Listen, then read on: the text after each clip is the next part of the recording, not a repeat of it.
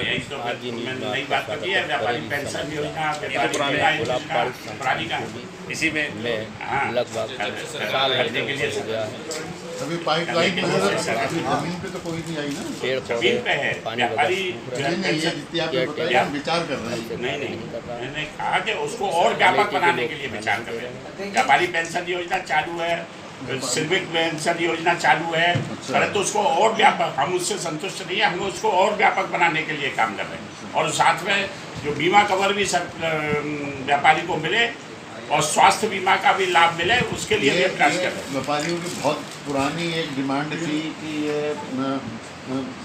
House tax जो है 5 गुना व्यापारियों से आप लेते हैं, और व्यापारी कहते हैं भाई मैक्सिमम ये 2 गुना होना चाहिए। तो इस पे कोई विचार हो रहा नहीं हो रहा?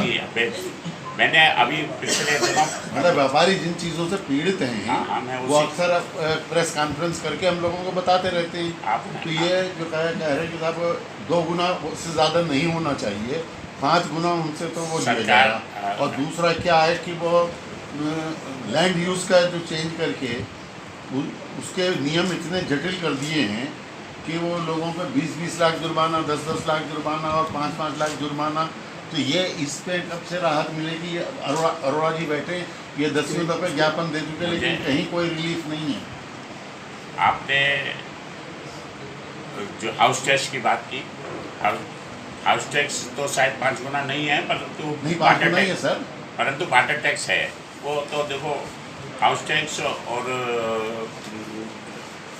मतलब व्यापारिक और व्यवसाय सर 100% श्योर हूँ। 5 कॉमर्शियल मैं बता रहा हूँ, कॉमर्शियल और हाउसिंग वो अलग अलग रहता ही है।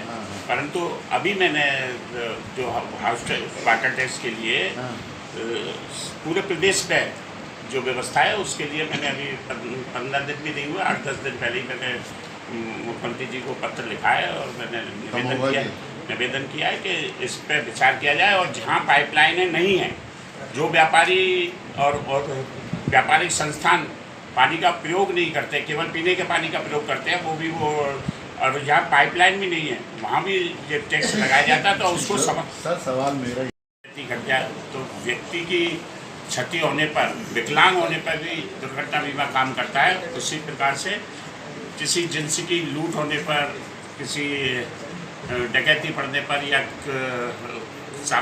कुछ और वारदात हो जाने पर भी उसको बीमा का लाभ मिले, ऐसी व्यवस्था सरकार के विचाराधीन है। और विभिन्न विभागों में जो पहले इंस्पेक्टर राज के माध्यम से उत्पीड़न होता था, उसको समाप्त करने के लिए, पारदर्शिता लाने के लिए सभी विभागों में, चाहे वो आयकर हो, जीएसटी हो, साहूकारी अधिनियम हो, बाट माप अधिनियम हो, मंडी समिति हो, सभी में ऑनलाइन गेट पास, ऑनलाइन आवेदन, ऑनलाइन लाइसेंस, ऑनलाइन कर जमा करना, ऑनलाइन रिफंड की व्यवस्था की गई है।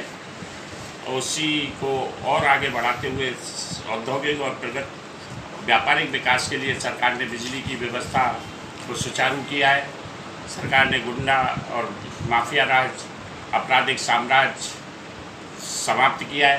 राजनीतिक माफियाओं का साम्राज्य भी समाप्त हुआ है, सामाजिक और क्षेत्रीय माफियाओं का भी साम्राज्य समाप्त हुआ है। तो प्रदेश प्रगति के रास्ते पर आगे बढ़ रहा है। आज दूसरे स्थान पर अर्थव्यवस्था में उत्तर प्रदेश, जो 13वें और 16वें स्थान पर रहता था, वो आज दूसरे स्थान पर है। और 1 साल के अंदर उसे प्रथम स्थान पर लाने का संकल्प जो योगी आदित्यनाथ जी का है। मेरा सभी व्यापारियों से, उद्यमियों से, व्यापारी छोटे बड़े सभी कारोबारियों से अनुरोध है, और उन्होंने जो पिछले विगत सरकारें बनी हैं उसमें अपना पूर्ण समर्पण और सहयोग राष्ट्र के प्रति समर्पित भावना से और समाज के प्रति समर्पित भावना से दिया है। उसी को आगे बढ़ाते हुए हम अपने व्यापार को मजबूत करने के लिए, व्यापार को उन्नति के लिए, उद्योगों की विकास और उन्नति के लिए हम योजनाएं बनाएं। सरकार उसमें सहायता और सहयोग विभिन्न माध्यमों से, विभिन्न योजनाओं के माध्यम से करने को तैयार है। हम सभी व्यापारियों और उद्यमियों से निवेदन है कि व्यापारी कल्याण बोर्ड के माध्यम से भी अपनी समस्याओं का हल कराएं, अपनी समस्याओं का समाधान कराएं, और जो कोई अड़चनें हैं उनको दूर करने के लिए अपने समाधान और सुझाव दें, उसको उस पर सरकार पूरी तरह से चिंतन करेगी, पूरी तरह से। सारे पत्रकार मोबाइल पीछे करो ना आप लोग, फिर ले तो उसके बाद चाय पी